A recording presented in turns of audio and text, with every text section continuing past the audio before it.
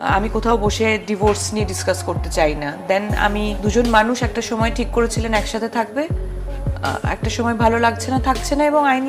এবার শুভশ্রীর ডিভোর্স হওয়া নিয়ে মুখ খুললেন অভিনেতা অঙ্কুশ।